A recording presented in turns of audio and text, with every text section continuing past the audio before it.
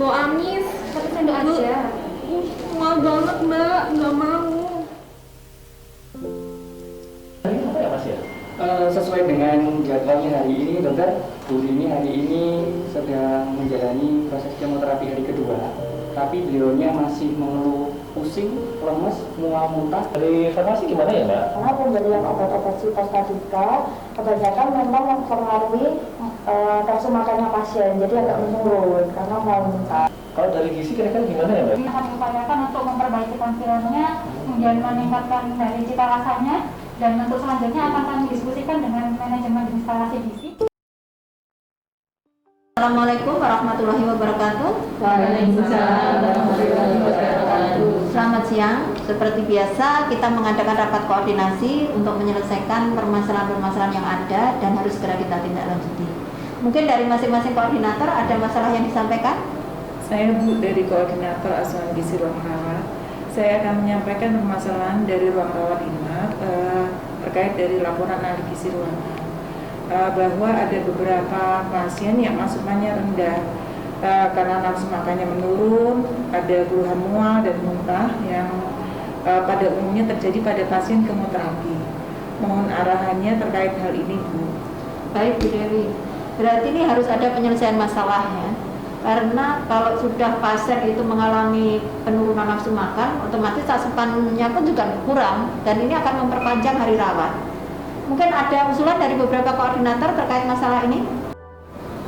Saya Bu dari Koordinator Diklim. Bagaimana jika mengambil salah satu inovasi dari lomba hari gizi nasional yang kemarin, mungkin bisa menyelesaikan masalah ini. Oh ya, baru ingat saya Bu Ida. Kalau gitu Bu Ida Resti selaku Ketua KPK Sehati ya, ini sekaligus koordinator admin ini. Tolong selesaikan permasalahan ini sesuai dengan langkah-langkah yang ada secara tepat dan cepat. Kita kaji ulang dengan metode PDCA Delta. Setelah rapat ini kita lanjutkan pertemuan dengan seluruh anggota KPK untuk menyelesaikan masalah ini. Bagus, laksanakan ya Bu. Dan juga Bu Ade selaku koordinator penyelenggaraan makanan, tolong dibantu nanti apabila di dalam perjalanan menyelesaikan masalah ini perlu bantuan di penyelenggaraan makanan ya. Siap Bu. Maksudnya yang perlu dibahas di sini, ini setelah itu ya, ini kan kita pertemuan. Dari inventarisasi persoalan didapatkan bahwa asupan makan kurang dari 80% pada pasien dengan diet khusus di ruang rawat inap masih tinggi, yaitu sebesar 68,5%. Utamanya adalah pasien yang mendapat diet DK1. Apabila persoalan ini tidak diselesaikan, akan mengakibatkan asupan makan pasien menurun, sehingga kebutuhan zat gizi tidak terpenuhi dan risiko terjadinya malnutrisi. Kejadian malnutrisi akan mengakibatkan hari rawat pasien memanjang. Di samping itu, akan menurunkan kualitas pelayanan instalasi gizi. Untuk menganalisa penyebab, digunakan diagram Ishikawa dan diagram relasi. Ditemukan 3 hipotesa yang diduga menjadi penyebab dominan. Selanjutnya dilakukan uji korelasi untuk menentukan penyebab dominan dan digambarkan dalam diagram scatter. Dari uji korelasi ditemukan 2 penyebab dominan, yaitu menu DK1 kurang menarik dan petugas pengolah makanan belum mendapatkan pelatihan tentang menu DK1. Rencana perbaikan yang kami lakukan adalah membuat variasi menu DK1 dan membuat media edukasi untuk menu DK1. Yang kedua, melakukan sosialisasi tentang menu DK1 kepada ahli gizi dan petugas pengolah makanan. Kegiatan yang ketiga adalah membuat rencana pelatihan kepada petugas pengolah makanan terkait menu DK1. Perbaikan yang sudah kita laksanakan antara lain uji coba resep kayasi. Bahan yang digunakan membuat kayasi antara lain sumber karbohidrat, yaitu makaroni, gula pasir, kentang, roti tawar, bihun, dan tepung terigu. Sumber lauk hewani dan nabati berupa santan, margarin, keju, daging cincang, telur ayam, dan susu skim. Sumber vitamin dan antioksidan berupa buah-buahan seperti kiwi, jeruk, anggur, dan stroberi. Proses pembuatannya sederhana dan mudah dilakukan. Setelah melakukan uji coba resep, dilakukan uji organoleptik oleh petugas yang berkompeten. Selain itu, kita juga membuat standar resep untuk pasien dewasa dan anak-anak, serta membuat leaflet Kayasi dan petunjuk teknis. Kemudian kita melakukan sosialisasi menu Kayasi kepada ahli gizi dan petugas pengolah makanan. Selanjutnya adalah demonstrasi cara pembuatan menu Kayasi kepada petugas pengolah. KPK Sehati Instalasi Gizi melakukan suatu inovasi untuk mengatasi permasalahan tersebut, yaitu dengan menu diet Kayasi. Kayasi adalah makanan kaya gizi yang mengandung zat gizi padat dan lengkap. Ini saya memberi apresiasi yang sebesar-besarnya kepada KPK Sehati Instalasi Gizi RSUD Dr. Saiful Anwar Malang yang membuat inovasi dengan nama Kayasi, makanan yang kaya akan gizi. KPK Sehati fokus pada pasien kanker yang kesulitan mendapatkan makanan dengan gizi seimbang karena mereka tidak bisa mengkonsumsi makanan dengan kondisi-kondisi tertentu.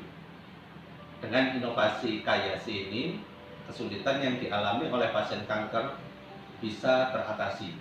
Saya berharap inovasi yang dilakukan oleh teman-teman instalasi gizi melalui KPK Sehati terus dilakukan sehingga muncul inovasi-inovasi lanjutan yang menjadikan inovasi tersebut bisa dimanfaatkan oleh lebih banyak pihak.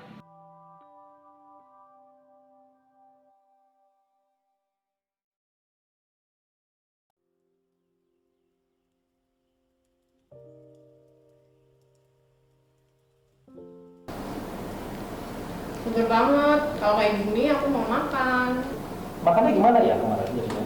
Iya dokter, akhirnya ya sudah selesai makan dan habis pula makanannya. Katanya makanannya lebih enak kok. Bisa kalau gitu? Iya, benar banget dokter. Setelah kemarin diganti menunya dokter, terbukti nafsu makannya meningkat dan hasil habis makannya biasa ya, gizi tandas ya. Gizi adalah pelayanan integral dalam pelayanan kesehatan di rumah sakit. Pemberian makanan dengan terapi Kayasi merupakan suatu inovasi yang sangat bermanfaat. Terbukti dari peningkatan nafsu makan para penderita kemoterapi. Dengan begitu maka kemampuan gizinya nanti bisa terkoreksi. Dan ke depan nanti akan kita teliti lebih jauh lagi, melihat kemanfaatan dari Kayasi lebih jauh. Saya Dr. Kohar, Direktur Rumah Sakit Saiful Anwar Malang. Menu Kayasi yang dibuat oleh teman-teman di instalasi gizi sangatlah bagus dan bermanfaat, terutama dalam meningkatkan kualitas pelayanan kepada pasien.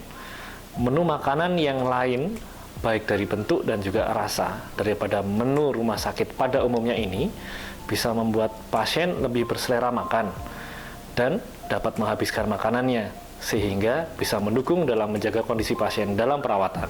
Dari hasil evaluasi terbukti bahwa diet Kayasi dapat meningkatkan asupan makan pasien sebesar lebih dari 80%, sehingga tidak ditemukan lagi banyaknya sisa makan pasien. Manfaat Kayasi meningkatkan asupan makan dari 68,5% menjadi 88%, sehingga tidak ada kejadian hospital malnutrition. Menurunkan sisa makan pasien dari 45% menjadi 12%, sehingga menurunkan kerugian rumah sakit sebesar Rp2.400.000. Meningkatkan kepuasan pasien terhadap pelayanan gizi. Hasil survei IKM didapatkan angka 82,5, termasuk kategori sangat baik. Selain pada pasien kemoterapi, diet Kayasi dapat diberikan kepada pasien COVID-19. Kayasi juga dapat diterapkan pada masyarakat luas. Informasi Kayasi sudah disebarluaskan di sosial media seperti Instagram. Saya suka dengan diet sekarang namanya Kayasi, sesuai anjuran yang disampaikan ahli gizi bahwa makanan ini merupakan makanan kaya gizi dan dapat memenuhi gizi. Rasanya lebih enak, lebih segar, dan tidak membuat mual saat makan. Badan saya jadi lebih sehat. Terima kasih Kayasi. Terima kasih Kayasi. Cara pembuatannya pun mudah sehingga bisa dipraktekkan di rumah.